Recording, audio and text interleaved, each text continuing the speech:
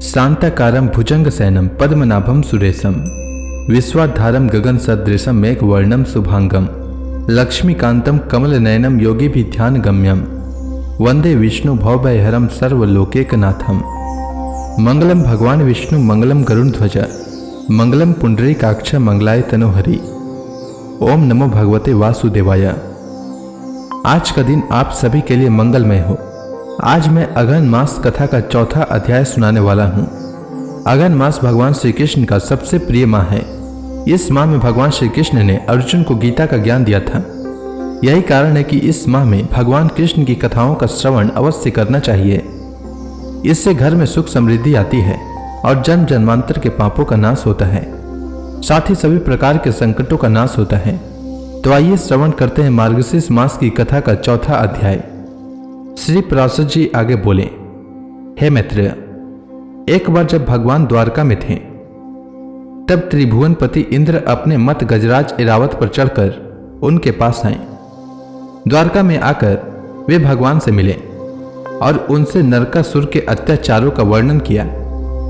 इंद्र बोले, हे मधुसूदन, इस समय मनुष्य रूप में स्थित होकर भी आप संपूर्ण देवताओं के स्वामी ने हमारे समस्त दुखों को शांत कर दिया है। जो अरिष्ट, धेनुक और केसी आदि असुर सर्वदा तपस्वियों को कलेशित करते रहते थे, उन सबको आपने मार डाला। कंस, कूलियापीड़ और बालघातिनी पुतना तथा और भी जो संसार के उपद्रव रूप थे, उन सबको आपने नष्ट कर दिया। आपके बाहुदंड की सत्ता से त्रिलोकी के सुरक्षित हो जाने के कारण याजकों के दिए हुए यज्ञ भागों को प्राप्त कर देवगण तृप्त हो रहे हैं। हे जनार्दन, इस समय जिस निमित्त से मैं आपके पास उपस्थित हुआ हूं, उसे सुनकर आप उसके प्रतिकार का प्रयत्न करें। हे शत्रुदमन, यह पृथ्वी का पुत्र नरकासुर प्राग ज्योतिषपुर का स्वामी है। इस समय यह संपूर्ण जीवों का घात कर रहा है। हे जनार्दन, उसने देवता, सिद्ध, असुर और राजा आदियों की कन्याओं का बलात्कार कर अपने अंतःपुर में बंद कर रखा है। इस दैत्य ने वरुण का जल बरसाने वाला छत्र और मंद्राचल का मणि पर्वत नामक शिखर भी हर लिया है। हे कृष्ण, उसने मेरी माता अदिति के अमृत त्रावी दोनों दिव्य कुंडल ले लिए हैं और अब इस ऐरावत हाथी को भी लेना चाहता है। हे गोविंद, मैंने आपको उसकी ये सब अनीतियां सुना दी है। इनका जो प्रतिकार होना चाहिए वह आप स्वयं विचार करें। श्री पराशर जी आगे बोले, इंद्र के ये वचन सुनकर श्री देवकी नंदन मुस्कुराए और इंद्र का हाथ पकड़कर अपने श्रेष्ठ आसन से उठे। फिर स्मरण करते ही उपस्थित हुए आकाशगामी गरुड़ पर सत्यभामा को चढ़ाकर स्वयं चढ़े और प्राग ज्योतिषपुर को चले। तदंतर इंद्र भी ऐरावत पर चढ़कर देवलोक को गए तथा भगवान कृष्णचंद्र सब द्वारका वासियों के देखते देखते नरकासुर को मारने चले गए। हे द्विजोत्तम, प्राग ज्योतिषपुर के चारों ओर पृथ्वी 100 योजन तक मूर दैत्य के बनाए हुए छुरे की धारा के समान अति तीक्ष्ण पासों से घिरी हुई थी। भगवान ने उस पासों को सुदर्शन चक्र फेंक कर काट डाला। फिर मूर दैत्य भी सामना करने के लिए उठा। तब श्री केशव ने उसे भी मार डाला। तदंतर श्री हरि ने मूर के 7000 पुत्रों को भी अपने चक्र की धार रूप अग्नि में पतंग के समान भस्म कर दिया।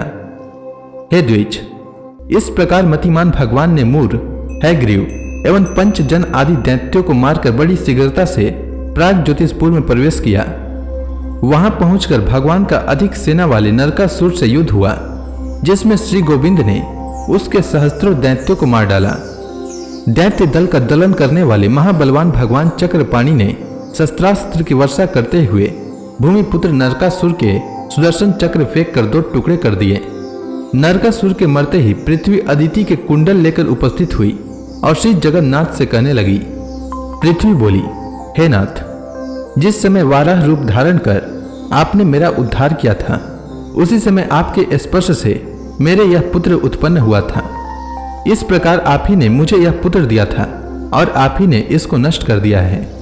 आप एक कुंडल ले लीजिए और अब इसकी संतान की रक्षा कीजिए। हे प्रभु, मेरे ऊपर प्रसन्न होकर ही आप मेरा भार उतारने के लिए अपने अंश से इस लोक में अवतीर्ण हुए हैं। हे अच्युत, इस जगत के आप ही कर्ता, आप ही विकर्ता, और आप ही हरता हैं। आप ही इसकी उत्पत्ति और लय के स्थान हैं तथा आप ही जगत रूप हैं। फिर हम आपकी स्तुति किस प्रकार करें? हे भगवान, जबकि व्याप्ति, व्याप्य, क्रिया, कर्ता और कार्य रूप आप ही हैं, तब सबके आत्म स्वरूप आपकी किस प्रकार स्तुति की जा सकती है? हे नाथ, जब आप ही परमात्मा, आप ही भूतात्मा और आप ही अव्यय जीवात्मा हैं, तब किस वस्तु को लेकर आपकी स्तुति हो सकती है? हे सर्वभूतात्मन, आप प्रसन्न होइए और इस नरकासुर के संपूर्ण अपराध क्षमा कीजिए। निश्चय ही आपने अपने पुत्र को निर्दोष करने के लिए ही स्वयं मारा है। श्री पराशर जी आगे बोले, हे मुनिश्रेष्ठ, तदंतर भगवान कृष्णचंद्र ने पृथ्वी से कहा, तुम्हारी इच्छा पूर्ण हो। और फिर नरकासुर के महल से नाना प्रकार के रत्न लिए। हे महामुने, अतुल विक्रम श्री भगवान ने नरकासुर के कन्यांतपुर में जाकर 16,100 कन्याएं देखी तथा 4 दांत वाले 6,000 गज श्रेष्ठ और 21 लाख काम्बोज देशीय अश्व देखे। उन कन्याओं, हाथियों और घोड़ों को श्री कृष्णचंद्र ने नरकासुर के सेवकों द्वारा तुरंत ही द्वारकापुरी पहुंचवा दिया। तदंतर भगवान ने वरुण का छत्र और मणि पर्वत देखा। उन्हें उठाकर उन्होंने पक्षी राज गरुड़ पर रख लिया और सत्यभामा के सहित स्वयं भी उसी पर चढ़कर अदिति के कुंडल देने के लिए स्वर्गलोक को गए। तो इसी के साथ यह अध्याय समाप्त हुआ। अब स्वर्ग में जाकर भगवान श्री कृष्णचंद्र ने क्या किया वह मैं अगला अध्याय में बताऊंगा। तब तक के लिए भगवान हरि का नाम लेते रहें। तो प्रेम से बोलिए भगवान विष्णु की जय, श्री कृष्णचंद्र की जय, लक्ष्मी माता की जय, तुलसी माता की जय, समस्त देवी देवताओं की जय।